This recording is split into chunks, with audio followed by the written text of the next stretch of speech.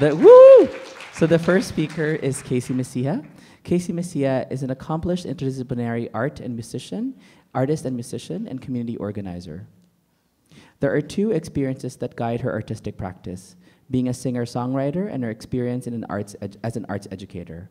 In tandem with her graduate studies in arts education, sociology and equity, and post-colonial theory, Casey aims to create art that signifies the complexity of her personality and desires. Casey Mecija, thank you. Thanks. Hello. Thank you for having me, for opening up space in which to theorize and reflect on the queer dimensions of Filipino diaspora in Canada. I am grateful for the invitation to speak about my experiences making music and art as a queer Filipino woman in Toronto, and the affective encounters I have had with the reception of my work. In this talk, I'm interested in music performance as a racializing process. I want to put pressure on what is at stake for a queer Asian woman performing within the context of white settler colonialism in Canada, and explicate on what is ultimately queer about an Asian woman playing pop music in Canada. I'm inquiring into how my body has been inscribed as a performer, and questioning the affective outcomes of being read through romanticized lenses in a multicultural landscape. For many years, I've defined myself in part as frontwoman for the band Au Bijou. After some commercial and critical success, extensive touring, and hundreds of live shows, feels like thousands, actually, our band decided to go on hiatus. My relationship to this band and to our reception is one of ambivalence. Good feelings are tinged with complicated responses from critics and larger audiences due to my race, gender, and sexuality. As I continue to make music and art outside of Au Bijou, my artistic practice is informed by an archive of experience which pushes me to complicate the ways in which I live and imagine my own Asian and queer subjectivity, while interrogating the unwilled ways that audiences reflect myself back to me. What has been termed the affective turn in cultural studies influences my thinking on what sorts of emotions, affects, and feelings circulate when I am on stage. As an artist and musician, I have found that white productions of gender are more accepted than racialized performances of gender. The notion of success in music relies on how marketable you are to a dominant culture of whiteness. White formations of femininity allow subjects to expand, and truly think that in extrapolating on the political potential of reinscribing what has been abjected, there is hope for a new way of encountering music. At this moment, encouraged by a community of queer and feminist artists, many of whom are in the room today, I am seeking a way out of the confines of an economy of stereotypes that circulate around my body. It is a relief to realize that there are many ways of being Filipino, and there are many ways of feeling queer.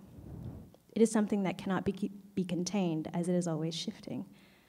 Frantz Fanon pleaded, "Oh, my body, make me a man that always questions," a question which resonates here. Inspired by my experiences coordinating the Clutch program run out of the Kapisanan's Philippine Center for Arts and Culture, an arts program which explores identity for young Filipino women, I was motivated to seek out my own relationship to queerness as part of my Filipino heritage. The Clutch program, arguably, is a queer undertaking because participants are encouraged to create artistic responses to what it means to be Filipino in Canada. And in so doing, they must queer what they know about who they are and assemble new formulations of selfhood. Participants are encouraged to explore what Stuart Hall calls the unstable points of identification, the constant reproduction and transformation of identity. My use of queer here is not only a reference to abnormal or minoritized sexual identities, but to the process of making strange. Like many of you here today, I want to imagine queerness beyond the bounds of identity. I'm excited by thinking about queerness as a dynamic between a people and a space that can be identified as something outside of LGBTQ. David Halperin defines queer as whatever is at odds with the normal, the legitimate, the dominant. There's nothing in particular to which it necessarily refers. It is an identity without an essence.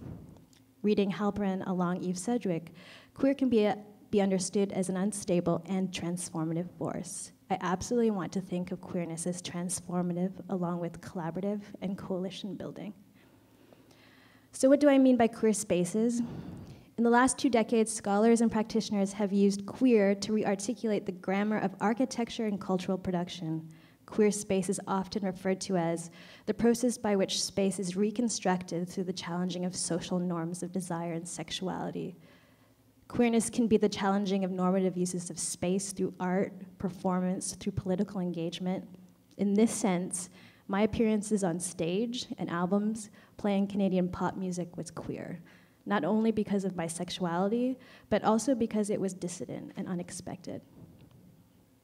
I will continue to make music, visual art, and film as craft and as a therapeutic practice to respond to colonial histories and the movement of racialized bodies amidst the landscape of Canadian multiculturalism. And I continue to find comfort and inspiration in the young Filipino artists who, through the art and alliances they make in local arts programs like Clutch, queer assumptions of both history and future. The recognition that I will never, despite arduous and devoted research, locate the source or definition of my queer Filipino identity does not disappoint me. Instead, a quest for understanding my difference and role in this metropolis productively reveals the creative space of the impossibility of Filipino and queer identity. Perhaps that is what I will leave you with. Maybe in order to better take care of each other, we must imagine our bodies as not part of the answer or a remedy, but as part of an internal inquiry. I will leave you with a song, the lyrics of which mark the first time that I found the strength to speak directly to my Filipino-ness and the injury which is forced migration. It's called Balikbayan, which borrows its name from a Tagalog term for both goods and bodies, which move across Filipino diasporic roots. So if it's all right, I'll play that song. Yeah.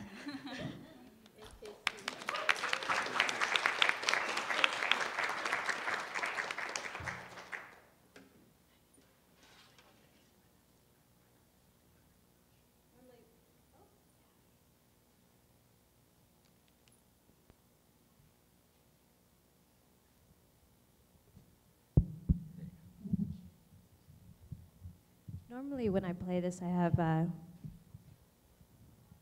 5 other people with me, so this is a bit different.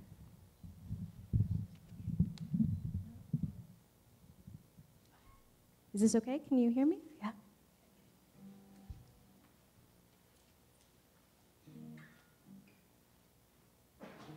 Here on these hours, the sun hangs over the parallel, the spell. We feel the myth, the distance like a metal case. My family, the limbs of which spread the body of this land. I'll pour my blood on this place to keep you safe,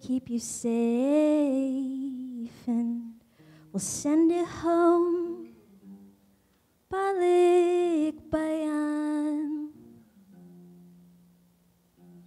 We'll send it home, Balikbayan. We'll send it home, Balikbayan.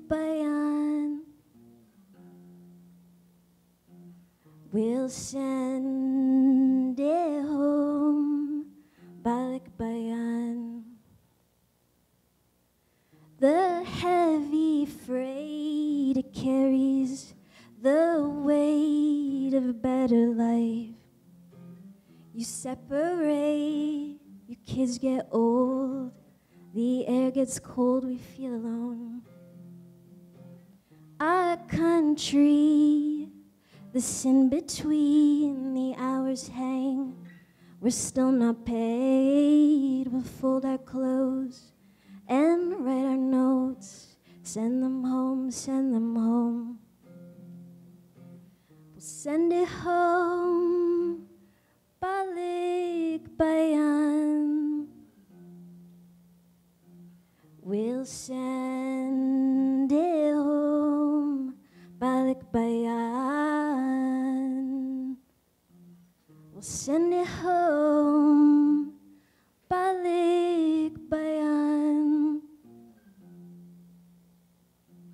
We'll send it home.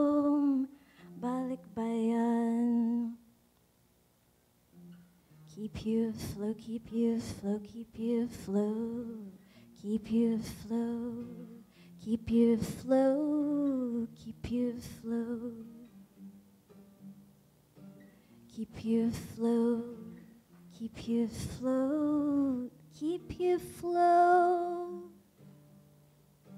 keep you afloat, keep you afloat, keep you afloat.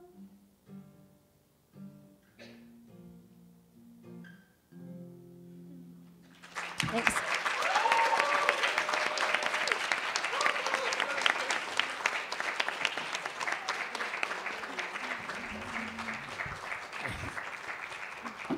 Wow, no, I can't even speak. Thanks, Casey. Wow, thank you.